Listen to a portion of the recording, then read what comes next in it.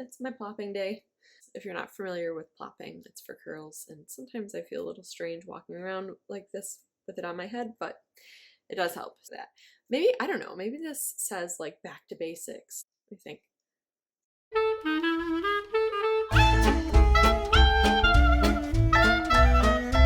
Hi, I'm Katie, the Ironheart Mama. I'm a homeschooling mom of 4. I also run an online business and have a part-time job, and I'm a bit of a prepper. So I'm kind of one of those type A overachievers.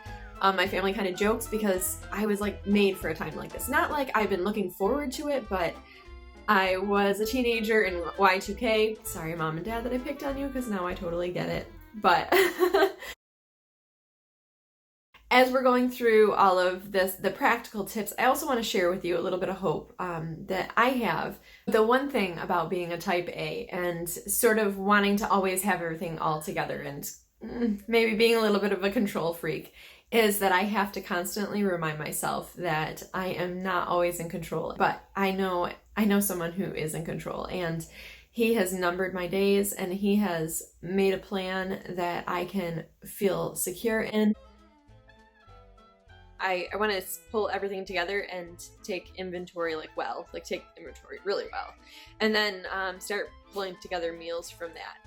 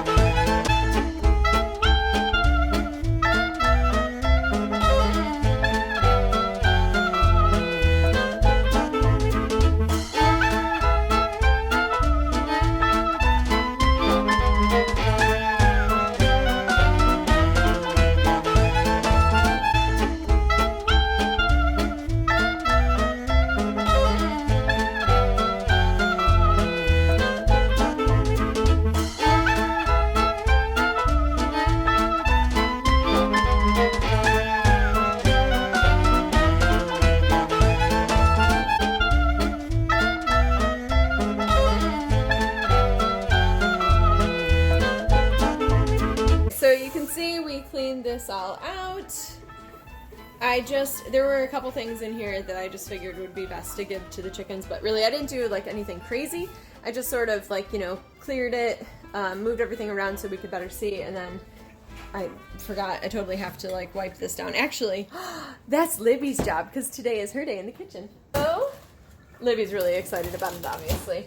So I just cleaned this out a little bit, and so we have like a few different things, like some cowboy cookie protein bites from Mrs. Criddle's Kitchen. You can check her out. Oatmeal cups to go, frozen veggies, and fruit up here, and then our butter wrappers, and then grains and nuts, and then our stock. So we're definitely cleaning everything out. I did want to give you a few little tips that have been really helpful for my kitchen, like weird tips, but also things that save us money. Here's one. These are our butter wrappers. Those are really good for greasing pans, for greasing cast iron, whatever it is. So I saved these. These actually go right in my kitchen, or in my freezer. I already said that, right? Yeah. So we've got a good collection right now. But it only takes like 1 or 2 days of baking to completely clear this out. So it's good to know, right? Okay, another thing that we do is whenever I have meat, like in a meal, and there's any bones, I always save the bones. I don't care if we've chewed on chicken bones or what, like chicken quarters, we have them. Everybody collects them, and then we put them in a bag. So here are a collection of, actually, I'm pretty sure that's what this is. It's bones of some sort. Oh, no. These might be beef bones. Anyway, so any type of bones I put in a bag, and then this together with all of my vegetable scraps, I put all of these in the freezer, go together, and I make a bone broth. And so it just works out really, really well to save all the, like, I mean, most of these things would probably go to like the chickens or in the garbage, right? But I save them and I put them in the freezer because there's so much nutrients in this. It's just parts that we don't normally eat. And so I'm like, why waste it?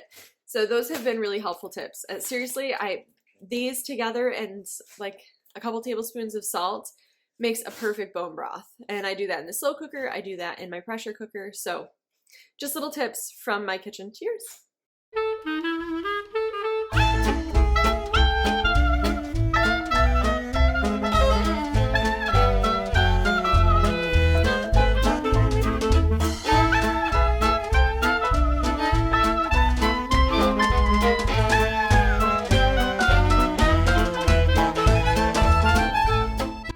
Okay, so this is what I realized. So since the last time I organized this cupboard, our supplements have moved.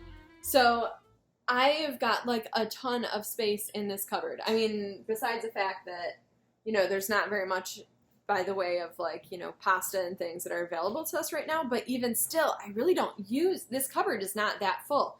So tell me, what are your ideas? What would you do with this cupboard? I need to know.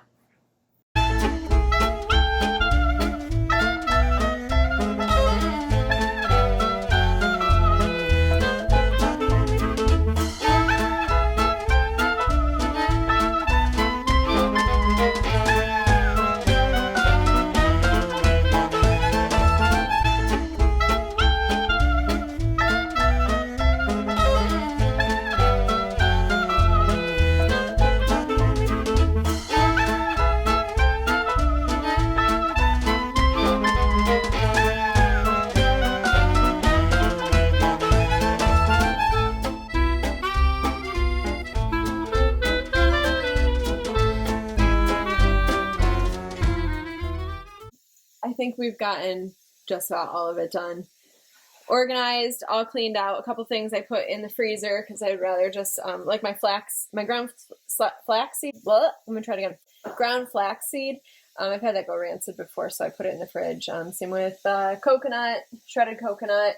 We have had pantry moss before, so a lot of my things have gone in the freezer. Obviously, I don't have everything in there, but I have a lot. So, okay, I've got a headache.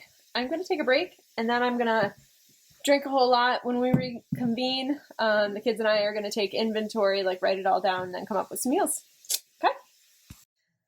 While I'm taking my break, I just wanted to say a really neat way to look at taking inventory. And I know that there's like a lot of different ways that we can look at this, but when we are able to look at our lives and see what we do have rather than what we don't have, I think that makes a huge difference. It makes a difference in our hearts and our minds. And that has absolutely been true in the past. And I know it's going to be true for me, for my family now. And I imagine it'd be true for you as well. So as you are like, looking at everything and thinking, oh my goodness, I can't get this at the store, or I can't get this, or like, this is what we don't have, or this is, what we won't be able to have for a while, to consider taking stock of things that you do have, recognizing God's provision right where you are with what you have. It's easier to trust that the Lord has something better in store, even when we can't see it. Like, he's doing great things. So I think the question is do we believe that he's doing great things?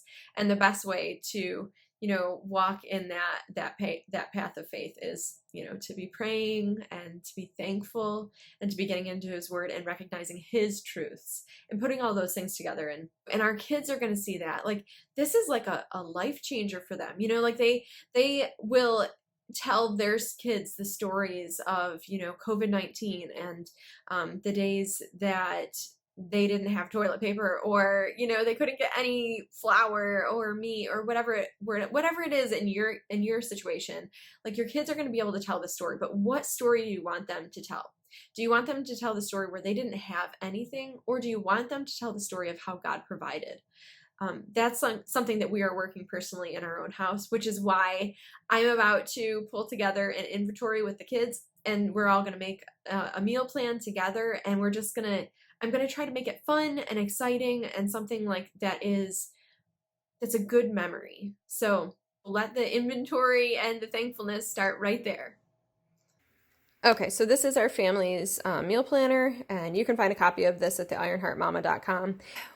It's been a long winter, so we haven't been able to do as much of the food inventory and cleaning everything out as we would have liked. So that happened today. So I cleaned out the kitchen. Rora and I took inventory, and then I made a short grocery list. We don't really need a whole lot. Eggs, dairy-free butter, and collagen. I ran out of collagen this morning. And then later on, we're all going to come together and everybody will give their own meal suggestions. We'll write down all of our family favorites, which is like, that always changes. Everybody has, we have the family favorites, but with each season that'll change. So that's why it's actually nice to have one of these. And then the family meal suggestion is, hey, what are you guys feeling like having? And then we pull that all together. So we'll probably watch a fun, guys' grocery games or something after or before to inspire us for this.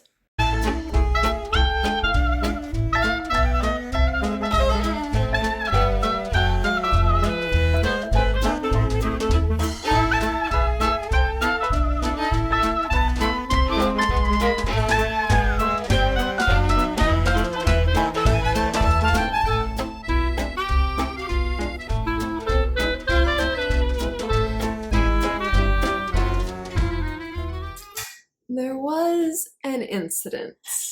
Who knows the pain of using a laminator? So next day, we stayed up pretty late pulling together our meal ideas. I took everybody's ideas and then I put them on our laminated menu for the week. I had to look at it to know what I'm talking about. We post this on the fridge, so what you see here is the blue. That's basically what we're gonna do for the next few weeks if we're able. And then the green are the dinners that will change. Our menu consists of the same things.